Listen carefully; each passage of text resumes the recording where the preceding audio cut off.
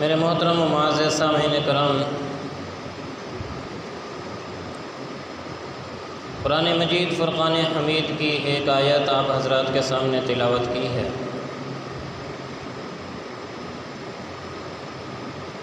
دعا ہے کہ اللہ رب العزت مجھے حق سچ کہنے کی، اس پر مجھے اور آپ سب کو اللہ عمل کرنے کی توفیق نصیب فرمائے۔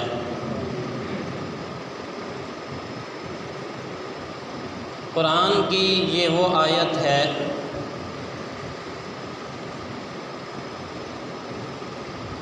جسے عمومی طور پر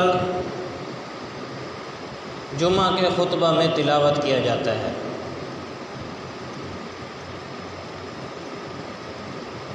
ہر جمعہ کے ہر خطبہ میں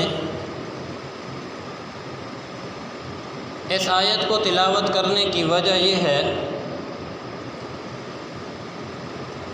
کہ اسلام کی ساری تعلیمات اور اصلاح عالم کے لیے قرآن کے پروگرام کا جو خلاصہ ہے وہ اللہ رب العزت نے اس آیت کے اندر جمع فرما دیا ہے۔ اس وجہ سے ہر جمعۃ المبارک میں اس آیت کو تلاوت کر کے گویا یاد دہانی کرائی جاتی ہے کہ تم ان 6 نکات پر عمل کر لو تو پوری دنیا کے اندر اصلاح قائم ہو جائے گی۔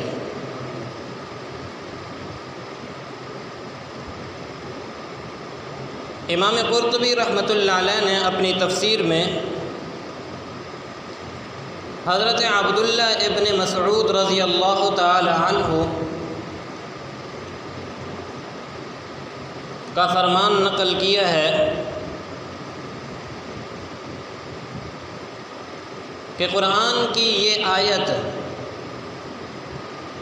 ان آیات میں سے ہے کہ اللہ رب العزت نے جس کے اندر ہر اس خیر کو جمع فرما دیا ہے جس کو کرنا چاہیے، اور ہر اس شر سے منع فرما دیا ہے جس سے انسان کو بچنا چاہیے۔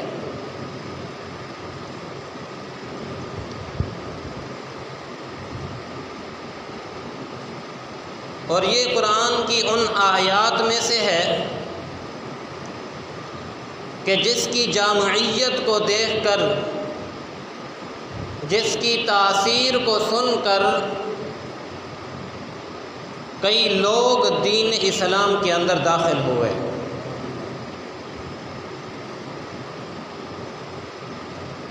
امام ابن کثیر رحمۃ اللہ علیہ نے نقل کیا ہے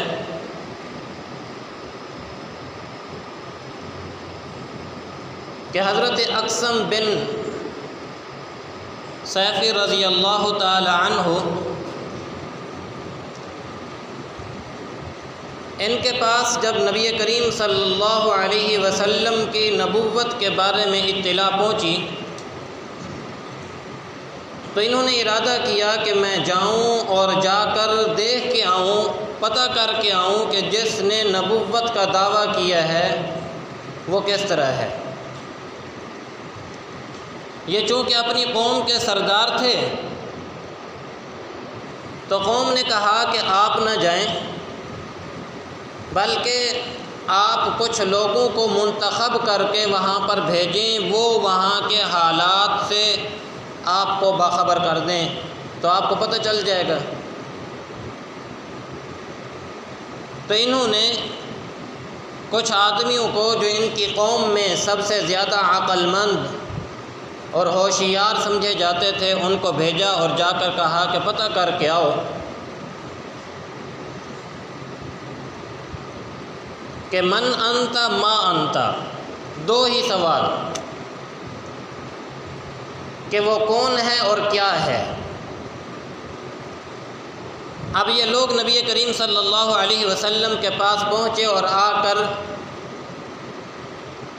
اقسم بن سیفی رضی اللہ تعالی عنہ کی طرف سے یہی 2 سوال کیے کہ من انت ما انت، آپ کون ہیں اور آپ کیا ہیں۔ تو نبی علیہ الصلوۃ والسلام نے ان کے جواب میں یہ بات ارشاد فرمائی کہ اگر آپ پوچھتے ہیں کہ میں کون ہوں تو میں محمد بن عبداللہ ہوں، یعنی میرا نام محمد ہے صلی اللہ علیہ وسلم اور میرے باپ کا نام عبداللہ ہے۔ اور اگر تم یہ پوچھتے ہو کہ ما انت، میں کیا ہوں، تو فرمایا کہ میں اللہ کا بندہ ہوں اور اس کی طرف سے بھیجا ہوا رسول ہوں۔ اور پھر نبی کریم صلی اللہ علیہ وسلم نے ان لوگوں کے سامنے قرآن کی یہی آیت تلاوت فرمائی، ان اللہ یأمر بالعدل والاحسان وایتاء ذی القربى وینہی عن الفحشاء والمنکر والبغی یعظکم لعلکم تذکرون۔ انہوں نے جب قرآن کی یہ آیت سنی تو کہنے لگے کہ آپ دوبارہ اس کو تلاوت کیجئے۔ فرماتے ہیں کہ نبی علیہ الصلوۃ والسلام نے اتنی بار یہ آیت تلاوت فرمائی کہ ان کو قرآن کی یہ آیت یاد ہو گئی۔ اب یہ لوگ وہاں سے اپنے سردار حضرت اقسم بن سیف رضی اللہ تعالی عنہ کے پاس پہنچے اور جا کر بتلایا کہ ہم نے آپ کی طرف سے یہ دو سوال کیے کہ من انت ما انت۔ جب ہم نے پوچھا من انت تو آپ نے کوئی زیادہ توجہ نہیں دی، اپنا کوئی نسب بیان نہیں کیا کہ میں فلاں بن فلاں ہوں، میرا اتنا خاندان اونچا، میں اس خاندان سے تعلق رکھتا ہوں، نہیں، صرف اپنا نام بتایا اور اپنے باپ کا نام بتایا۔ اور جب ہم نے آپ سے یہ پوچھا کہ ما انت، آپ کیا ہیں، تو پھر آپ نے بتایا کہ میں اللہ کا بندہ اور اس کا رسول ہوں، اور اس پر ہمیں کچھ کلام بھی پڑھ کر سنایا ہے اور ہم وہ یاد کر کے آئے ہیں کہ وہ کلام کیا ہے۔ اچھا، کتنی عجیب بات ہے، اس وقت کے کافر قرآن کی آیات سن کے قرآن یاد کرتے تھے، ہم سننے کے باوجود بھی یاد کرنے کی کوشش نہیں کرتے۔ ان کے لیے قرآن کو تو وہ ایسے سمجھتے تھے نا کہ جیسے عام کتاب ہو، اور ہم تو سمجھتے ہیں کہ یہ رب کی کتاب ہے اور کلام مقدس ہے، اس کے باوجود بھی یاد کرنے کی کوشش نہیں کرتے، کہتے ہیں کہ بڈھے ہو گئے ہیں، اب ہم سے کہاں یاد ہوتی ہے، اب تو ہمارا دماغ بھی کمزور ہو گیا ہے، اب تو ہماری زبان بھی اٹکتی ہے، اب تو یہ بھی ضرورت ہے، اب تو وہ بھی ضرورت ہے، اب تو یہ بھی کام ہے، اب تو وہ بھی کام ہے۔ ہمارے ہاں مثال دیتے ہیں، فرماتے ہیں ناچنا نہ آئے نا تو پھر کہا جاتا ہے کہ صحن ٹیڑھا ہے۔ جب انسان کو کوئی کام کرنا نہ دل چاہتا ہو نا تو پھر کوئی نہ کوئی حجتیں نکالتا رہتا ہے، پھر کوئی نہ کوئی باتیں نکالتا رہتا ہے۔ دنیا کی ساری باتیں ہم یاد کر لیتے ہیں، دنیا کی ساری باتیں ہمیں یاد ہو جاتی ہیں، باہر بیٹھے نا کوئی آپ گفتگو چھیڑ لیں، بس ایسے لگتا ہے جیسے انہیں دنیا جہان کی ساری خبریں ان کے پاس ہیں، اور دین کا علم بھی جتنا یہ رکھتے ہیں نا مسجد کا امام بھی نہیں رکھتا۔ ایسے بات ہے یا نہیں؟ لیکن قرآن کا معاملہ پوچھ لو تو سچی بات یہ ہے کہ ہمیں صحیح معنوں میں سورہ فاتحہ پڑھنی بھی نہیں آتی۔ کتنے افسوس کی بات ہے۔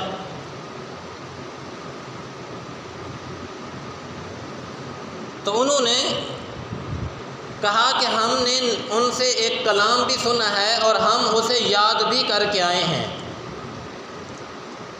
تو فرمایا کہ پھر سناؤ۔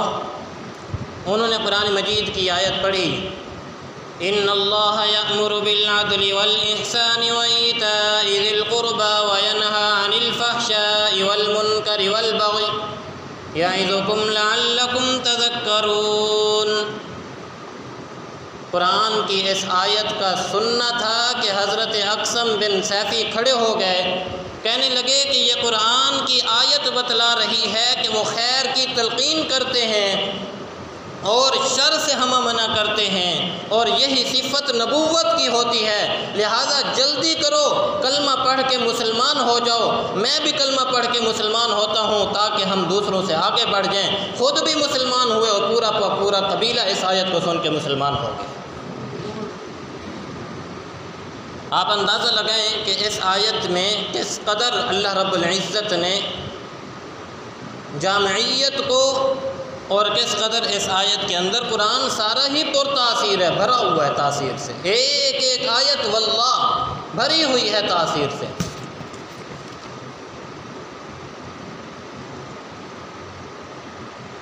اور اسی طرح مشہور صحابی ہیں حضرت عثمان بن مظعون رضی اللہ تعالی عنہ۔ وہ فرماتے ہیں کہ شروع میں نے اپنے دوستوں اور اپنے ارد گرد رشتہ داروں کے کہنے کی وجہ سے میں نے اوپر سے کلمہ پڑھ لیا تھا، مسلمان ہو گئے تھے، لیکن میرے دل کے اندر ایمان راسخ نہیں ہوا تھا کہ میں ایک مرتبہ اللہ کے نبی صلی اللہ علیہ وسلم کے پاس بیٹھا ہوا تھا کہ آپ کے اوپر وحی کے آثار شروع ہو گئے۔ جب آثار ختم ہوئے تو نبی علیہ الصلوۃ والسلام نے یہ آیت تلاوت فرمائی کہ ان اللہ یأمر بالعدل والاحسان، کہ آج یہ آیت میرے اوپر نازل ہوئی ہے۔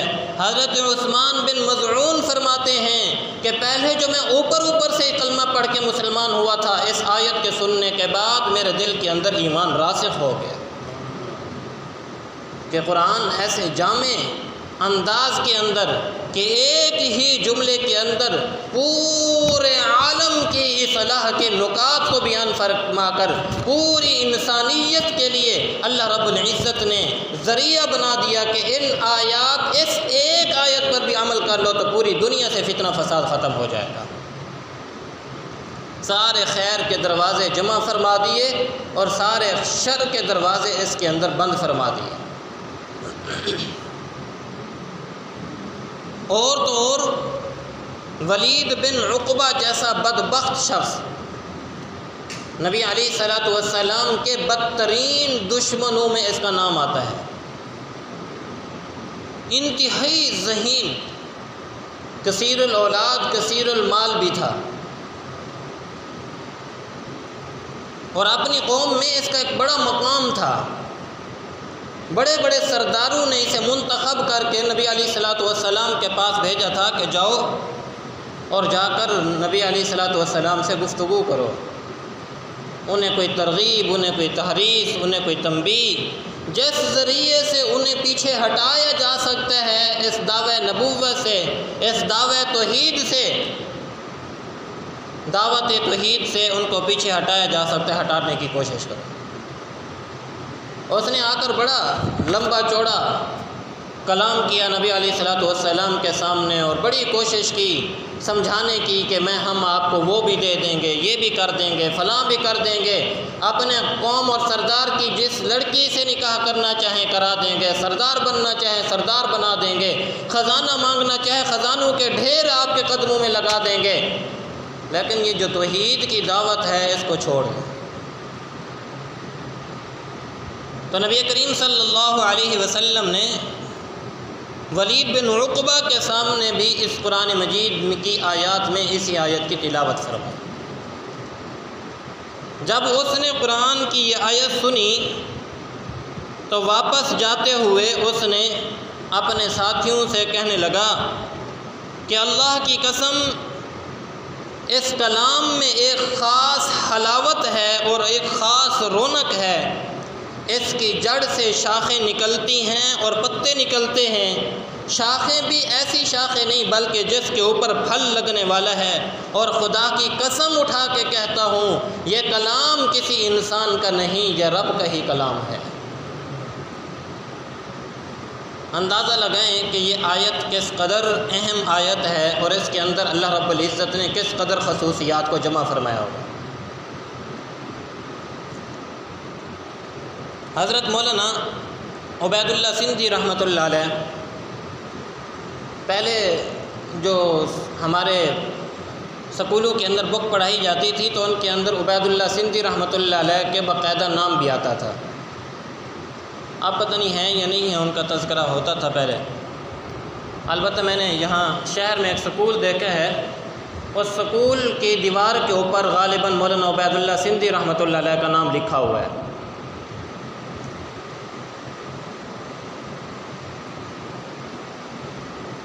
حضرت مولانا عبید اللہ سندھی رحمۃ اللہ علیہ نے زندگی کا اکثر حصہ جلا وطنی میں گزارا ہے، کبھی روس میں، کبھی ترکی میں، کبھی مکہ مکرمہ میں۔ ترکی میں تھے تو تب بھی وہاں ارباب حکومت کو جگاتے رہے، ہلاتے رہے، جھنجھوڑتے رہے، لیکن مصطفیٰ کمال جو اس وقت کا بادشاہ تھا اس کے اوپر مغربیت چھائی ہوئی تھی، مغربی ذہن کا آدمی تھا۔ بہرحال 12 سال مکہ مکرمہ میں رہے اور بڑھاپے میں دوبارہ ہندوستان تشریف لے آئے، اور آ کے ایک بیان کیا، اور اس بیان کے اندر فرمانے لگے کہ کسی مسلمان کا بڑھاپے کی حالت میں یہ دل نہیں چاہتا کہ وہ مکہ اور مدینہ کی زندگی چھوڑ کے آئے، لیکن میں اس لیے چھوڑ کے آؤں کہ اپنے مسلمان بھائیوں کے سامنے عالم میں کی پوری دنیا کی اصلاح کا ایک نقطہ لے کر آیا ہوں۔ اگر مسلمان اس نقطے کے اوپر جمع ہو جائیں تو پوری دنیا ان کی تابع ہوگی اور پوری دنیا سے فتنہ اور فساد ختم ہو جائے گا۔ لوگ بڑے متوجہ ہوئے کہ آپ اتنا زندگی گزار کے کبھی کس ملک، کبھی کس ملک، کبھی در بدر، کبھی کہاں کہاں، بڑے بڑے علماء نے ان سے فیض بھی حاصل کیا۔ تقریباً 47 سال انہوں نے قرآن کی خدمت کی۔ بعض نظریات میں ان کے ساتھ اگرچہ اختلاف رہا، لیکن حضرت نے بڑی خوبصورت بات کی۔ لوگوں نے پوچھا حضرت وہ کیا ایسے نکات ہیں، کیا نقطہ ہے جو آپ کو اس 92 سال کے بڑھاپے میں یہاں لے کر آیا ہے؟ فرمانے لگے وہ اصلاحی نقطہ عالمی دنیا کے اصلاح کے لیے وہ نقطہ میرا دیا ہوا نہیں، وہ رب کے کلام کا دیا ہوا ہے، اور وہ ایک ہی آیت ہے، ان اللہ یأمر بالعدل والاحسان وایتاء ذی القربى وینہی عن الفحشاء والمنکر والبغی یعظکم لعلکم تذکرون۔ یہ وہ اصلاحی نکات ہیں، جب دنیا اس کے اصلاحی نکات پر عمل پیرا ہو جائے گی، مسلمان عمل پیرا ہو جائیں گے، تو پھر پوری دنیا کے اندر ان کی حکمرانی ہوگی۔ لیکن ہے افسوس، نہ اس وقت کے حکمرانوں نے ان باتوں کو سمجھا، نہ آج کے حکمران ان باتوں کو سمجھتے ہیں، نہ اس وقت کے مسلمانوں نے ان باتوں کو اپنانے کی کوشش کی، نہ آج کا مسلمان ان باتوں کو اپنانے کی کوشش کرتا ہے۔ لیکن فقیر کا کام ہے صدا لگا دینا، آگے کوئی دے نہ دے، کوئی اس بات کو لے نہ لے، وہ ہر ایک کے اپنے دامن کی بات ہے۔ جو صدا اس وقت کے علماء نے لگائی تھی، یہ آج آپ کے سامنے بھی وہی صدا انہی کی زبانی، انہی کے الفاظ سے آپ کے سامنے عرض کرنے کی کوشش کر رہا ہے۔ تو میں مختصراً اس آیت کی کچھ تفسیر عرض کروں گا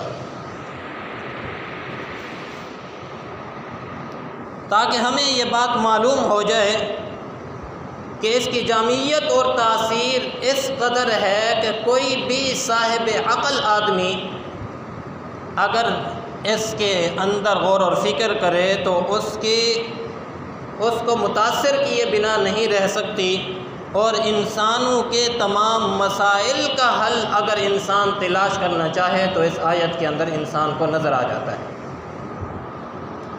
ان میں سب سے پہلی چیز ہے ان اللہ یأمر بالعدل، کہ بے شک اللہ تعالیٰ تمہیں حکم کرتا ہے عدل کرنے کا۔ عدل کس کو کہتے ہیں؟ امام ابن عربی رحمۃ اللہ علیہ فرماتے ہیں کہ عدل کا معنی ہے برابری کرنا۔ عدل کا معنی کیا ہے؟ برابری کرنا، اور اس کی مختلف جہتوں کے ساتھ نسبت سے اس کا معنی بھی بدل جاتا ہے۔ یعنی جب کسی اور چیز کی طرف نسبت ہوگی تو اس کا معنی اور ہوگا، کسی اور چیز کی طرف نسبت ہوگی تو اس کا معنی اور بھی ہو سکتا ہے۔ بہرحال اتنی بات سمجھیے کہ عدل کا معنی کیا ہوتا ہے؟ برابری کرنا۔ ان مختلف مفہومات میں سب سے پہلا مفہوم جو حضرت نے نقل کیا، فرمایا کہ انسان اپنے نفس اور اپنے خالق اور مالک کے درمیان انصاف کرے، اپنے درمیان اور اپنے خالق اور مالک کے درمیان کیا کرے؟ عدل کرے، انصاف کرے۔ خالق اور مالک کے درمیان اور اپنے درمیان عدل کا کیا مطلب ہے؟ علماء نے کافی اس کے اوپر تفصیل لکھی ہے، مختصراً صرف عرض کروں گا کہ خالق اور مالک کے درمیان عدل کا تقاضا یہ ہے کہ اس کو اپنا خالق مانا جائے، اسی کو اپنا معبود مانا جائے، عبادت کے لائق اسی کو مانا جائے، اسی کے اوپر ایمان لایا جائے، اسی کے سامنے سر جھکایا جائے، اسی کے سامنے حاجت روائی کے لیے ہاتھوں کو پھیلایا جائے، اسی کے نام پر منت مانی جائے، اسی کے نام پہ نظر و نیاز مانی جائے، اسی کے نام پہ قسم کھائی جائے۔ عبادات ہوں یا اعمال ہوں، خالص کس کے لیے ہونے چاہیے؟ اللہ کے لیے ہونے چاہیے۔ اس کو کہتے ہیں اپنے درمیان اور اپنے خالق کے درمیان عدل کرنا، کہ نفع نقصان کا مالک کون؟ اللہ۔ دینے والا کون؟ عبادت کے لائق کون؟ سر جھکانے کے لائق کون؟ دعا جس سے مانگی جائے وہ کون؟ جس کو پریشانی میں پکارا جائے وہ کون؟ مصیبت میں جس کو پکارا جائے وہ کون؟ اللہ۔ یہ ہے خالق کے درمیان اور بندے کے درمیان عدل۔ اور یہ میری کوئی اپنی بات نہیں ہے۔ جب انسان اس کی ذات میں محبت کے اندر کسی کو شریک کرے یا اس کی ذات کے اندر صفات میں کسی کو شریک کرے تو عدل کا مقابل آتا ہے ظلم۔ عدل کا مقابل کیا آتا ہے؟ ظلم آتا ہے۔ اور جو شرک کرنے والا ہوتا ہے، اللہ رب العزت نے ارشاد فرمایا کہ ایسا آدمی سب سے بڑا ظالم ہے۔ ان الشرک لظلم عظیم، کہ شرک جو ہے یہ ظلم عظیم ہے۔ اس سے پتہ چلا کہ رب تعالیٰ کے درمیان اور بندے کے درمیان انصاف یہی ہے کہ رب کو اسی طرح مانے جس طرح محمد الرسول اللہ صلی اللہ علیہ وسلم نے بتلایا، اور اسی طرح اس کی عبادت کرے جس طرح اللہ کے نبی صلی اللہ علیہ وسلم نے فرمایا۔ اگر اس کی صفات میں اس کے کسی ایسے اعمال کے اندر کسی اور کو شریک ٹھہراتا ہے تو یہ آدمی کیا کہلائے گا؟ ظالم کہلائے گا۔ حضرت عبداللہ ابن عباس رضی اللہ تعالی عنہ فرماتے ہیں، امام ابن عربی رحمۃ اللہ علیہ نے اپنی تفسیر میں نقل کیا اس حدیث کو کہ حضرت عبداللہ ابن عباس رضی اللہ تعالیٰ عنہ سے پوچھا گیا کہ عدل کیا چیز ہے؟ عدل کیا چیز ہے؟ اور اسی آیت کے تحت ان اللہ یأمر بالعدل والاحسان کی آیت کے تحت تفسیر ابن عباس میں، اور یہ تمام تفسیروں کا ماخذ ہے تفسیر ابن عباس جو صحابی رسول صلی اللہ علیہ وسلم ہے، اور ان کی تفسیر آج اردو کے اندر بھی مل جاتی ہے اگر کوئی شخص مطالعہ کرنا چاہے۔ تو ان سے کسی نے سوال پوچھا کہ آپ صحابی رسول ہیں، یہ بتلائیے کہ عدل کیا چیز ہے؟ فرمایا کہ عدل ہے لا الہ الا اللہ کا اقرار کرنا، اس بات کا اقرار کرنا کہ اے اللہ تیرے سوا کوئی معبود نہیں۔ اس کا نام کیا ہے؟ عدل ہے۔ تو یہ پتہ چلا کہ بندے کے درمیان اور خالق کے درمیان، انسان کے درمیان، اس مالک کے درمیان عدل کا تقاضا یہ ہے کہ اس کو ہی وحدہ لا شریک ذات ماننا، اسی کے سامنے اپنے سر کو جھکانا، اسی کے نام کے اوپر نظر و نیاز چڑھانا، اسی کے لیے اپنے ہاتھوں کو پھیلانا، اسی کے سامنے جھولی پھیلانا۔ اور آپ دیکھیں انبیاء علیہ السلام کی بعثت کے جو مقاصد ذکر کیے گئے ہیں، ان مقاصد میں ایک مقصد انبیاء علیہ السلام کا دنیا کے اندر عدل قائم کرنا تھا۔ اور دنیا کے اندر عدل کرنے کی جو بنیادی چیز ہے وہ ہے کہ لوگوں کو یہ بات بتلانا کہ تم جو مخلوقات میں سے چیزوں کو، یہ مٹی کی بنی ہوئی مورتیاں، یہ بنے ہوئے انسان، ان کے سامنے جھکنے کی بجائے اس خالق کے سامنے جھکو جس کا یہ تقاضا ہے کہ اسی نے تمہیں تمہیں پیدا کیا، اسی نے تمہیں سب کچھ دیا، وہی تمہارا خالق بھی ہے، مالک بھی ہے، اس کو چھوڑ کر یہ در در کے بھکاری کیوں بنتے ہو؟ تو گویا یہ عدل کی سب سے پہلی تعلیم عقائد کی درستگی تھی۔ عدل کے قائم کرنے کے لیے سب سے بنیادی چیز کیا تھی؟ توحید کو انسانوں کے اندر درست کرنا، کیونکہ اگر ایک انسان توحید کے معنی کو صحیح نہیں سمجھا، اس نے رب کی صفات میں کسی کو شریک کیا، محبت میں جس طرح اللہ کی محبت ہوتی ہے اسی طرح کی محبت کسی اور کی اپنے دل کے اندر بٹھائی، جس طرح رب تعالیٰ کی عبادت کی جاتی ہے اسی طرح کسی اور کے اندر بھی اسی طرح کی عبادت کرنے کی کوشش کی، تو یاد رکھیے یہ عدل قائم کرنے والا نہیں بلکہ کیا کرنے والا ہے؟ ظلم کرنے والا ہے۔ اللہ اکبر کبیرہ۔ اسی لیے انبیاء علیہ السلام نے لوگوں کو سمجھایا کہ جو لوگ غیروں کے سامنے جھکاتے ہیں اپنے سروں کو یا دوسروں کو معبود مانتے ہیں، وہ در حقیقت اپنی جانوں پر کیا کرنے والے ہیں؟ ظلم کرنے والے ہیں۔ تو عدل کا ایک مفہوم تو یہ ہے کہ خالق اور مخلوق کے درمیان کیا ہونا چاہیے؟ عدل ہونا چاہیے، اور اس کے مفہوم میں نے آپ حضرات کے سامنے مختصراً عرض کر دیا۔ عدل کا دوسرا مفہوم جساس القرآن میں حضرت امام ابن عربی رحمۃ اللہ علیہ نے اس کو نقل کیا ہے، فرماتے ہیں کہ انسان اپنے نفس کے ساتھ بھی عدل کرے۔ کس کے ساتھ عدل کرے؟ اپنے نفس کے ساتھ، اپنی جان کے ساتھ بھی عدل کرے۔ ذرا توجہ کیجئے گا کہ اپنی جان کے ساتھ عدل کرنے کا کیا مقصد ہے؟ کہ نہ کوئی ایسے کام کرے جس سے اس کی جان کو نقصان پہنچنے کا اندیشہ ہو، اور نہ کوئی ایسے کام کرے جس سے اس کی روحانی طور پر اس کی جان کو نقصان پہنچنے کا اندیشہ ہو۔ مثلا اپنے جسم کے کسی عضو کو کاٹنا، اپنے جسم کے اوپر بغیر کسی وجہ کے زخم لگانا، اپنے جسم کو مارنا یا پیٹنا، اسی وجہ سے یہ خودکشی حرام ہے۔ کیوں؟ اس وجہ سے کہ یہ جسم ہمارا نہیں، کس کا ہے؟ اللہ کا دیا ہوا ہے۔ ہمارے پاس تو ودیعت ہے بھائی، ہم اگر امانت میں خیانت کریں گے تو کون کہلائیں گے؟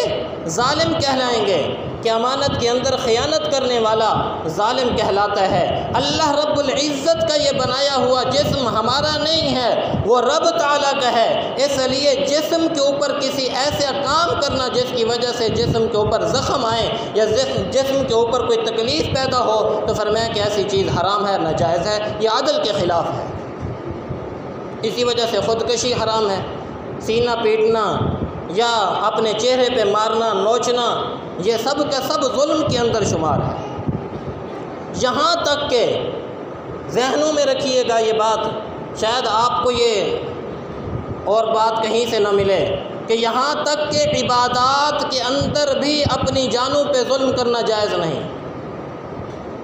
عبادات کے اندر بھی اپنی جانوں پہ ظلم کرنا جائز نہیں۔ نبی کریم صلی اللہ علیہ وسلم مسجد نبوی میں داخل ہوئے، صحیح بخاری شریف کی روایت ہے کہ آپ صلی اللہ علیہ وسلم نے دیکھا کہ ایک رسی جو ہے وہ لٹکی ہوئی ہے۔ پوچھا بھی یہ رسی کیسی؟ تو بتایا گیا کہ حضرت زینب رضی اللہ تعالی عنہا رات کو قیام کرتی ہیں، یعنی کھڑے ہو کے کیا کرتی ہیں؟ عبادت کرتی ہیں۔ جب ان سے کھڑا نہیں ہوا جاتا تو وہ رسی پکڑ کے رسی کا سہارا لے کے کھڑی ہوتی ہیں۔ تو آپ صلی اللہ علیہ وسلم نے فرمایا کہ زینب کو منع کر دو، فرمایا کہ جب تک تمہارے جسم کے اندر چستی رہے عبادت کرو، جب تھک جاؤ تو اس وقت آرام کیا کرو۔ ہو کیا رہی ہے؟ عبادت۔ لیکن نبی علیہ الصلوۃ والسلام نے عبادت کا بھی ایک مقام بتلایا کہ ایسی عبادت نہ کرو جو تمہارے اوپر مشقت کا سبب بن جائے۔ ایک صحابی اللہ کے نبی صلی اللہ علیہ وسلم کے پاس آئے، بلکہ ان کی بیوی شکایت لے کر آئی اللہ کے نبی صلی اللہ علیہ وسلم عبداللہ ابن عمر کی، کہ میرا شوہر بڑا عبادت گزار ہے، راتوں کو قیام کرتا ہے، دن کو روزے رکھتا ہے، فلاں کرتا ہے فلاں کرتا ہے، اور یہ کہہ کر چلی گئی۔ باقی صحابہ تو سمجھے کہ شاید یہ کیا کر رہی ہیں، اپنے شوہر کی تعریف کر کے گئی ہیں، لیکن نبی تو سمجھتے تھے۔ ان کو بلوا لیا اور فرمایا کہ عبداللہ تمہاری بیوی تمہاری شکایت لے کر آئی تھیں کہ راتوں کو قیام کرتے ہو، دن کو روزہ رکھتے ہو، اتنا کرتے ہو۔ آپ نے فرمایا کہ دیکھو تمہارے اوپر تمہارا بھی حق ہے، تمہاری جان کا بھی حق ہے، تمہارے اہل و عیال کا بھی تمہارے اوپر حق ہے، تمہارے رب کا بھی تمہارے اوپر حق ہے، ان سب حقوق کی رعایت رکھنا تمہارے اوپر ضروری ہے۔ تو آپ صلی اللہ علیہ وسلم نے فرمایا کہ عبداللہ یہ لگاتار روزے نہ رکھے کرو، کمزور ہو جاؤ گے۔ کہنے لگے اللہ کے نبی میرے اندر طاقت موجود ہے۔ آپ نے فرمایا کہ نہیں۔ تو کہنے لگے اللہ کے نبی صلی اللہ علیہ وسلم کیا میں ایسے کر لیا کروں کہ 7 دن ہوتے ہیں میں 6 دن روزے رکھوں اور 1 دن افطار کر لوں؟ فرمایا نہیں، اس کی بھی اجازت نہیں۔ فرمایا یا رسول اللہ کیا اس کی اجازت ہے میں 4 دن روزے رکھوں اور باقی 3 دن افطار کر لوں؟ فرمایا نہیں، اس کی بھی اجازت نہیں۔ پھر کہنے لگے اے اللہ کے نبی آپ ہی فرما دیجئے۔ فرمانے لگے آپ صلی اللہ علیہ وسلم نے فرمایا 1 دن روزہ رکھ لیا کرو، 1 دن افطار کر لیا کرو تاکہ تمہارے اندر ہمت باقی رہے۔ لیکن بعد میں حضرت عبداللہ ابن عمر خود فرمایا کرتے تھے کاش میں اس وقت نبی علیہ السلام کی اس دی ہوئی رخصت پر عمل کر لیتا تو آج جو میری حالت کمزوری کی ہے وہ کبھی نہ ہوتی۔ تو عبادات میں بھی حد سے تجاوز کرنے کی شریعت نے کیا دی، اجازت نہیں دی ہے۔ یہ جو پیروں کے بارے میں یہ ہم لوگوں نے کنسیپٹ بنایا ہوا ہے، ان لوگوں کے بارے میں نہیں، جو ایک ٹانگ پہ پتہ نہیں کتنے سال کھڑے رہے۔ وہ خدا کا خوف کرو یار۔ وہ ایک پیر کے بارے میں مجھے کچھ دن پہلے بتا رہے جو دریا کے اندر ایک ٹانگ پہ کھڑے رہے، دریا کے اندر ایک ٹانگ پہ پتہ نہیں کتنا، کئی 40 سال پتہ نہیں بتا رہا تھا، 50 سال بتا رہا تھا۔ میں نے کہا یہ شریعت کے خلاف ہے، یہ تو رہبانیت ہے۔ اور نبی علیہ السلام نے ارشاد فرمایا، مشکاۃ شریف کی روایت ہے، فرمایا لا رہبانیت فی الاسلام، دین اسلام کے اندر رہبانیت نہیں ہے۔ اور آج کل ایک پیر مشہور ہے، پھوکے والا پیر، وہ کہتے ہیں میں نے 40 سال سے کچھ کھایا ہی نہیں ہے، 40 سال سے میں نے کچھ کھایا ہی نہیں ہے۔ اور نبی حضرت عبداللہ ابن عمر کو فرما رہے ہیں کہ تمہیں اجازت نہیں ہے اس قدر روزہ رکھنے کی۔ وہاں تو عبادت کی نیت سے روزہ رکھنے کو منع فرمایا جا رہا ہے، اور یہ کہتے ہیں میں نے کھایا نہیں ہے صرف اس وجہ سے کہ میرے دم میں اثر پیدا ہو گیا۔ یوں تو پھر جوگی جو ہندوؤں والے جوگی ہوتے ہیں وہ بھی یہ مجاہدے کرتے ہیں، کئی مہینے غاروں کے اندر بیٹھ کر پتہ نہیں کہاں کہاں مجاہدے کرتے ہیں تاکہ ہمارے اندر قوت پیدا ہو جائے۔ تو یہ چیز شریعت کے خلاف ہے، اور کبھی بھی جو اہل اللہ ہوتے ہیں، نیک لوگ ہوتے ہیں، صلحاء ہوا کرتے ہیں، شریعت اور سنت کے پابند ہوا کرتے ہیں، وہ کبھی بھی شریعت اور سنت کے خلاف عمل نہیں کیا کرتے۔ یہ بات ذہن میں رکھیں۔ بہت سارے واقعات ہیں، میں اگر ان باتوں کو چھیڑوں تو بات بہت لمبی ہو جائے گی، تو صرف اتنی بات عرض کروں گا کہ عدل کا ایک مفہوم یہ بھی ہے کہ فرمایا کہ اپنی جانوں پر کیا ہے حد سے زیادہ ظلم نہ کرو، ایسا بوجھ اپنے جسم پر نہ ڈالو جس کی وجہ سے تمہارا جسم جو ہے زخمی ہو جائے یا تمہارا جسم جو ہے تکلیف میں مبتلا ہو جائے۔ شریعت نے ان باتوں سے بھی منع فرمایا۔ تیسری چیز، عدل کا تیسرا مفہوم جساس القرآن میں امام ابن عربی رحمۃ اللہ علیہ نے جو نقل فرمایا کہ تیسرا یہ ہے کہ اپنے اور تمام مخلوقات کے درمیان عدل کرنا۔ پہلا مفہوم کیا تھا کہ اپنے اور رب تعالیٰ کے درمیان عدل قائم کرنا، دوسرا مفہوم تھا کہ اپنی جان کے درمیان عدل قائم کرنا، اور تیسرا مفہوم یہ ہے کہ اپنے اور مخلوقات کے درمیان عدل کو قائم کرنا۔ اپنے اور مخلوقات کے درمیان عدل کو قائم کرنے کا کیا مقصد ہے، اس کی بھی تفصیل حضرت نے خود ہی ذکر فرمائی۔ فرمایا کہ اور یہ حدیث سے ہی یہ مفہوم نکلتا ہے، اور یہ حدیث تمام تقریباً محدثین نے اپنی اپنی کتابوں میں باب اخلاق کے اندر یا بڑوں کے آداب کے اندر اور چھوٹوں کے ساتھ رعایت کرنے میں یہ تمام حدیث باقاعدہ بام بات کے نقل کی ہوئی ہیں۔ کہ آپ صلی اللہ علیہ وسلم نے ارشاد فرمایا کہ جو شخص ہمارے بڑوں کی تعظیم نہیں کرتا اور ہمارے چھوٹوں پر شفقت نہیں کرتا فلیس منا، وہ ہم میں سے نہیں ہے، وہ ہم میں سے نہیں ہے۔ حضرت عمر بن عبدالعزیز رحمۃ اللہ علیہ کے پاس ایک بہت بڑے عالم آیا کرتے تھے، محمد بن کعب القرظی رحمۃ اللہ علیہ۔ ان سے ایک مرتبہ پوچھا کہ اللہ رب العزت نے قرآن میں جو حکم دیا ان اللہ یأمر بالعدل، کہ تمہیں میں عدل کرنے کا حکم دیتا ہوں، اس عدل سے کیا مراد ہے؟ فرمانے لگے کہ آپ نے سوال تو بڑا مشکل کیا ہے، لیکن میں آپ کو جواب دے دیتا ہوں۔